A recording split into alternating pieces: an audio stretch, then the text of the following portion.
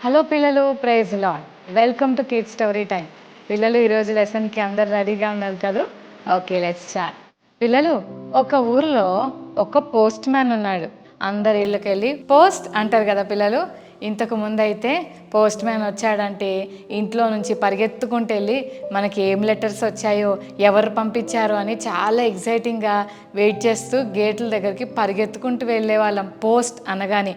అయితే ఈ రోజుల్లో ఫోన్ ఎక్కువగా వాడటం వల్ల ఇప్పుడు పోస్ట్ తగ్గి వాట్సాప్లో మెసేజెస్, టెక్స్ట్ మెసేజెస్ మనం చూస్తున్నాం కదా. అయితే పిల్లలు, ఆ ఊరిలో ఒకరోజు పోస్ట్ మ్యాన్ ఒక ఇంటికి వెళ్ళి, అమ్మ మీకోసం మీ బాబు డబ్బులు పంపించాడు, రండి మీ మనీ ఆర్డర్ తీసుకుందరు కానీ అని పిలిచాడు. పిల్లలు, అబ్బో నా బిడ్డ పంపించాడా, నిజమా అని చెప్పి గబగబా ఆ ఇంట్లో నుంచి ఒక పెద్దావిడ, అంటే అమ్మమ్మ వయసుండే ఒక పెద్దావిడ ఇంట్లో నుంచి బయటకు వచ్చింది. పిల్లలు రాగానే ఎంత పంపించాడు మా బాబు అని చాలా ఆశగా అడిగింది. పిల్లలు, పోస్ట్ మ్యాన్ అన్నాడు 1000 రూపీస్ పంపించాడమ్మా అనగానే, బాబు బాబు ఒక్క కాల్ చేయవా, మా బాబుతో మాట్లాడతాను ప్లీజ్, వాళ్ళ కొడుకుకి ఫోన్ చేయమని అడుగుతుంది ఈ అమ్మమ్మ. అప్పుడు ఆయన అన్నాడు, అమ్మా లేదమ్మా, నేను వచ్చిన ప్రతిసారి ఫోన్ చేయాలంటే కష్టం, నాకు చాలా బిజీ ఉంది, నేను చాలా చోట్లకు వెళ్ళి ఇంకా నేను చాలా పోస్టులు అందించాలి, కాబట్టి నేను ఇప్పుడు చేయలేనమ్మా అంటే, ప్లీజ్ అయ్యా ప్లీజ్ కొంచెం హెల్ప్ చేయవా, ఈ ఒక్కసారి మా బాబుతో మాట్లాడిచ్చావా అని అంటే, సరే ఇదిగో ఫోన్ ఇదిగో అని చెప్పి నెంబర్ డైల్ చేసి ఆ అమ్మమ్మకి ఇచ్చారు. పిల్లలు ఇవ్వగానే తను ఫోన్ చేసి వాళ్ళ బాబుతో 1 minute మాట్లాడింది. చాలా హ్యాపీగా ఫీల్ అయ్యి ఎంతో నవ్వుతూ, థ్యాంక్ యూ బాబు, ఈరోజు మా కొడుకుతో మాట్లాడే గొప్ప ఛాన్స్ నాకు ఇచ్చావు, థ్యాంక్ యూ సో మచ్ నాన్న, గాడ్ బ్లెస్ యూ అని చెప్పింది. పిల్లలు అప్పుడు ఆ పోస్ట్ మ్యాన్ అన్నాడు, ఓకే అమ్మా ఇదిగోండి ఈ డబ్బులు, 100 రూపీస్ నోట్స్ ఇచ్చాడు, ఇదిగోండి అమ్మ తీసుకోండి అని చెప్పి ఆ అమ్మమ్మకి ఇచ్చారు. పిల్లలు ఆమె తీసుకొని లోపలికి వెళ్తుంటే అప్పుడు అమ్మమ్మ వెనక్కి తిరిగి, ఆగాగు ఒక్క నిమిషం అని తన చేతిలో ఉన్న ఒక 100 రూపీస్ నోట్ తీసి ఆ పోస్ట్ మ్యాన్కి ఇచ్చింది. అయ్యో ఎందుకమ్మా ఈ డబ్బులు నాకు ఇస్తున్నారు మీరు, వద్దమ్మా మీరు ఉంచుకోండి, మీ బాబు మీకోసం పంపించాడు కదా అని అంటుంటే, లేదు నాన్న, మా బాబు నా ఖర్చుల కొరకు పంపించాడు కరెక్టే, కానీ నీ ఫోన్లో మా బాబుతో మాట్లాడాను కదా, మరి డబ్బులు అవుతాయి కదా, అందుకని నీ ఫోన్లో డబ్బులు రీఛార్జ్ చేయించుకోవడానికి ఈ 100 రూపీస్ తీసుకో అని చెప్పి డబ్బులు ఇచ్చింది. పిల్లలు అప్పుడు ఆ డబ్బులు ఎంత బలవంత పెడుతున్నా కూడా ఆమె ఖచ్చితంగా నువ్వు తీసుకోవాలి అని బతిమాలినందుకు పోస్ట్ మ్యాన్ తన జేబులో ఆ డబ్బులు పెట్టుకున్నాడు. పోస్ట్ మ్యాన్కి ఆ డబ్బులు ఇచ్చేసి ఆ అమ్మమ్మ ఇంట్లోకి వెళ్ళిపోయింది. పిల్లలు ఇక పోస్ట్ మ్యాన్ మిగిలిన వాళ్ళకి పోస్టులు ఇవ్వాలని చెప్పి బయలుదేరి వెళ్తుంటే, బ్రదర్ ఏంటి బాగున్నారా, చాలా రోజులైంది, ఎలా ఉన్నారు బ్రదర్ అని వెనక నుంచి ఒక అన్న భుజం మీద చేయేశాడు. ఎవరా అని వెనక్కి తిరిగి చూస్తే మొబైల్ షాప్లో పనిచేసే రాము అన్న. ఏంటన్నా ఇలా వచ్చారేంటి అని అంటే, నాకు చిన్న పని ఉందిలే అందుకని వచ్చాను, అయినా నువ్వేంటి ఇలా చేస్తున్నావు అని అడిగాడు. పిల్లలు ఏం చేశాను నాకు అర్థం కాలేదు, ఏం జరిగింది అని పోస్ట్ మ్యాన్ అలాగే చూస్తూ ఉన్నాడు. పిల్లలు అప్పుడు ఆ పోస్ట్ మ్యాన్ని రాము అన్న అడుగుతున్నాడు, నేను చాలా రోజుల నుంచి గమనిస్తూనే ఉన్నాను, నెలకోసారి ఇక్కడికి వస్తున్నావు, నీ జేబులో నుంచి డబ్బులు తీసుకొచ్చి అమ్మమ్మకి ఇస్తున్నావు, అమ్మమ్మ ఏమో నీకు డబ్బులు ఇస్తుంది, నువ్వెందుకు అంత ఇంట్రెస్ట్ తీసుకొని నీ డబ్బులు ఇస్తున్నావు అని అంటుంటే అప్పుడు పోస్ట్ మ్యాన్ అన్నాడు, నేను ఎవరికి ఇస్తున్నానన్న, అమ్మకే కదా నేను ఇచ్చేది 1000 రూపీస్ అని ఆ పోస్ట్ మ్యాన్ అన్నాడు. పిల్లలు అయితే ఏం జరిగింది, అమ్మకి నువ్వు ఎందుకు ఇస్తున్నావు అంటే, మీ మమ్మీ అమ్మ అని అడిగాడు. పిల్లలు లేదు లేదు మా మమ్మీ కాదు, కానీ మా మమ్మీ లాంటిదే, ఏం జరిగింది తమ్ముడు అని పోస్ట్ మ్యాన్ని రాము అన్న అడిగాడు. పిల్లలు అప్పుడు రాము అన్నకి పోస్ట్ మ్యాన్ చెప్పాడు, ఈ ఆంటీకి వాళ్ళ కొడుకు చనిపోయాడన్న విషయం తెలియదన్నా, ఆ విషయం తెలిస్తే ఆంటీ తట్టుకోలేదని నేనే వాళ్ళ కొడుకు ప్లేస్లో ఉండి మరి ఆంటీకి తెలియకుండా నేనే నా పాకెట్లో నుంచి 1000 రూపీస్ ఆంటీకి ఇస్తున్నాను. అవునా, ఇంత మంచి మనసా నీది అని రాము అన్న పోస్ట్ మ్యాన్ అంటుంటే, అన్న కొన్ని సంవత్సరాలు మా అమ్మకి నేను 1000 రూపీస్ పంపించేవాడినన్నా, కానీ మా అమ్మ చనిపోయిందన్న, అందుకని ఆ డబ్బులు ఈ అమ్మకు పంపిస్తున్నాను, ఆమెకి కొడుకు లేడు, నాకు అమ్మ లేదు, ఇలాగ నా ప్రేమను అమ్మకు చూపిస్తున్నానన్నా అని చెప్పాడు. నిజమే కదా పిల్లలు, పోస్ట్ మ్యాన్ మనసు ఎంత మంచి మంచిదో కదా, ఎంత ప్రేమగా ఆ ఆంటీకి హెల్ప్ చేస్తున్నాడు.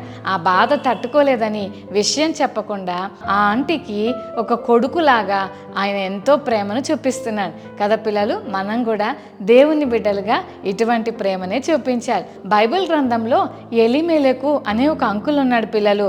ఎలిమెలెకు అంకుల్, నయోమి ఆంటీ, మహలోనన్న, కిల్యోనన్న ఈ ఫ్యామిలీ బెత్లెహేంలో కరువు వచ్చిందని మోయాబు అనే దేశానికి వెళ్ళారు పిల్లలు.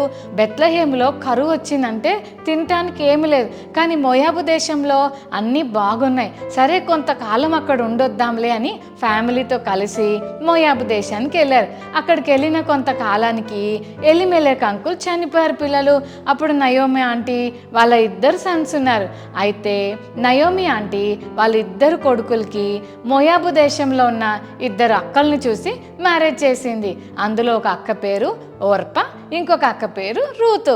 కొన్ని రోజులైన తర్వాత మరి అన్నలు 2 కూడా సిక్ అయ్యి నయోమి ఆంటీ వాళ్ళ 2 సన్స్ చచ్చిపోయారు పిల్లలు. అప్పుడు చాలా బాధపడుతూ నయోమి ఆంటీ ఒక ఆలోచన చేసింది. అదేంటంటే, నేను బెత్లెహేం నుంచి మోయాబుకు వచ్చి భర్తను పోగొట్టుకున్నాను, 2 కొడుకులను పోగొట్టుకున్నాను. ఇక్కడే ఉంటే నాకు కూడా ఏదైనా డేంజర్ అయిపోద్దేమో, నేను ఎలాగైనా సరే మా బెత్లెహేంకి వెళ్ళిపోతాను అని డిసైడ్ అయ్యి బయలుదేరుతుంది పిల్లలు. అన్నీ ప్యాక్ చేసుకొని మరి రూతక్కని ఓర్పక్కని పిలిచి అనింది, అమ్మా నేను మా ఊరు వెళ్ళిపోతున్నాను కాబట్టి మీరు ఇక్కడే ఉండండి, మీ మమ్మీ డాడీ దగ్గరికి వెళ్ళిపోండి, వాళ్ళు మీకు మంచి లైఫ్ ఇస్తారు. నా దగ్గర ఏముంది, నేను ముసలిదాన్ని అయిపోయాను, నా దగ్గర డబ్బులు లేవు, అన్నీ పోగొట్టుకున్నాను, ఇప్పుడు నేను ఒంటరిగా మిగిలాను, తిరిగి మా బెత్లెహేంకి వెళ్ళిపోతే ఏదో ఒక రకంగా అక్కడ బతుకుతానమ్మా, ప్లీజ్ అమ్మా మీ ఇళ్ళకు వెళ్ళిపోండి అమ్మా అని చెప్తే 2 కూడా ఆలోచన చేస్తూ ఉన్నారు పిల్లలు. అప్పుడు ఓర్పక్క ఏం చేసిందంటే, సరే అత్తమ్మ అని ఏడ్చుకుంటూ ఒక ముద్దు పెట్టి ఓర్పక్క వెళ్ళిపోయింది.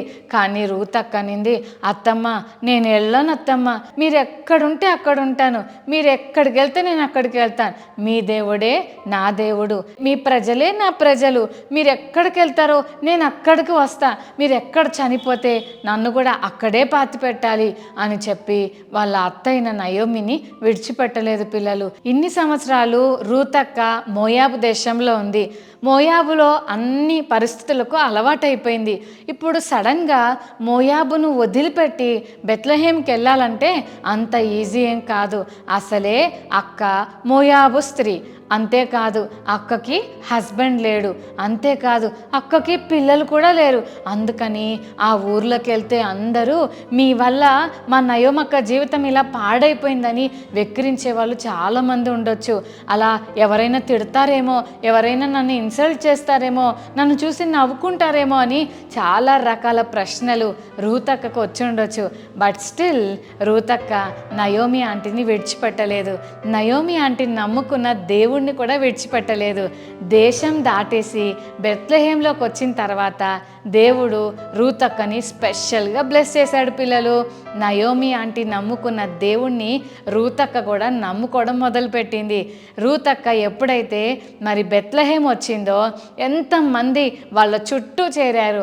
అప్పుడు నయోమి ఆంటీ అనింది, ఎన్నో తీసుకొని వెళ్ళాను కానీ ఏమీ లేని దానిగా వచ్చాను అని చాలా బాధపడింది. కానీ రూతక్క నయోమి ఆంటీని ఎంత ప్రేమించిందో, అక్క కూడా మరి సిగ్గుపడకుండా బయటకు వెళ్ళి పూర్ పీపుల్ ఎక్కడి నుంచి అయితే ఫుడ్ పిక్ చేసుకుంటారో అక్కడికి వెళ్ళి ఆంటీ కోసం రూతక్క కోసం ఫుడ్ తీసుకొని ఇంటికి వచ్చేది. అలాగా నయోమి ఆంటీకి హెల్ప్ఫుల్గా ఉండటం దేవుడు చూసి రూతక్కని దేవుడు స్పెషల్గా బ్లెస్ చేశాడు. ఆ ఊర్లో ఒక పెద్ద పొలం కలిగిన బోయాజు అనే ఒక వ్యక్తిని దేవుడు రూతక్కకు హస్బెండ్గా ఇచ్చాడు. వీళ్ళిద్దరికి ఓబేదు అనే బాబు పుట్టాడు. ఆ ఓబేదుకు యెషై పుట్టాడు, యెషైకు దావీదు పుట్టాడు. అంటే కింగ్ డేవిడ్కు రూతక్క నానమ్మ అవుతుంది. ఎంత గ్రేట్ కదా పిల్లలు. కాబట్టి ఈరోజు మనం లెసన్ ద్వారా ఏం నేర్చుకుంటున్నామంటే, ఎవరికైనా మనం హెల్ప్ చేస్తే తప్పకుండా దేవుడు తిరిగి దాన్ని మనకు బ్లెస్సింగ్గా చేస్తాడు. ఇందాక మనం విన్నాం కదా పిల్లలు, పోస్ట్ మ్యాన్ వాళ్ళ ఓన్ మదర్ కాకపోయినా వేరే ఆంటీ అయినా సొంత మదర్ లాగా ఆమెను ప్రేమించి ఆమెకు హెల్ప్ చేశాడు. అంతేకాదు రూత్ అక్క కూడా నయోమి ఆంటీ తన ఓన్ మదర్ కాకపోయినా దేవుని ప్రేమను బట్టి ఓన్ మదర్ లాగే చూసింది కనుక దేవుడు రూత్ అక్కను కూడా చాలా అద్భుతంగా బ్లెస్ చేసి యేసయ్య వంశావళిలో రూత్ అక్కకు బెస్ట్ ప్లేస్ ఇచ్చాడు. ఎంత గ్రేట్ కదా పిల్లలు. ఈ కిడ్ స్టోరీ టైం ద్వారా మనం ఏం నేర్చుకుంటున్నామంటే మనం కూడా ఇతరులకు హెల్ప్ చేస్తే తప్పకుండా దేవుడు దాన్ని మనకు బ్లెస్సింగ్గా మారుస్తాడు. కాబట్టి ఇంకెందుకు ఆలస్యం, ఈరోజు నుంచి ఇతరులకు హెల్ప్ చేసే మనసు ప్రభు మనకి ఇవ్వాలని చిన్న ప్రార్థన చేసుకుందాం. ఓకేనా? రైట్, కళ్ళు మూసుకోండి, చిన్న ప్రార్థన చేసుకుందాం. ప్రేమగల తండ్రి, మీకు వందనాలు ప్రభా. ఈరోజు కిడ్ స్టోరీ టైం ద్వారా మీరు మాతో మాట్లాడిన మాటలను బట్టి వందనాలు. విన్న మాటలు మా హృదయాలు నీరు కట్టి ఫలింపచేయండి అయ్యా. పోస్ట్ మ్యాన్ వాళ్ళ మమ్మీ కాకపోయినా అమ్మలాగా ప్రేమించి గొప్ప బ్లెస్సింగ్స్ పొందుకున్నాడు. అలాగే రూత్ అక్క వాళ్ళ ఓన్ మదర్ కాకపోయినా నయోమి ఆంటీని మదర్ లాగా చూసింది. అందుకని రూత్ అక్కను నీ వంశావళిలో చేర్చుకొని గ్రేట్ కింగ్ డేవిడ్కు మరి గ్రాండ్ మదర్గా చేశావు. గొప్ప బ్లెస్సింగ్ రూత్ అక్కకి ఇచ్చావు. అలాగే మా జీవితంలో కూడా ఇతరులకు మేము హెల్ప్ చేసినప్పుడు మాకు కూడా గొప్ప బ్లెస్సింగ్ ఇస్తారని ఈరోజు కిడ్ స్టోరీ టైం ద్వారా మాతో మాట్లాడినందుకు వందనాలు. ఈరోజు నుంచి ఇతరులకు హెల్ప్ చేసే మనసు మాకు ఇవ్వండి ప్రభువా.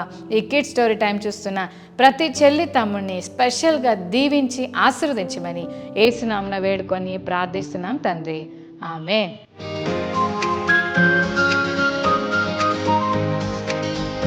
ఓకే చిల్డ్రన్, మరి ఈరోజు మెమరీ వర్స్ నేర్చుకుందామా? Hebrews 13:16, Hebrews 13:16. ఉపకారమును ధర్మమును చేయ మరచిపోకుడి, అట్టి యాగములు దేవునికి ఇష్టమైనవి. మరోసారి నేర్చుకుందామా? Hebrews 13:16, Hebrews 13:16.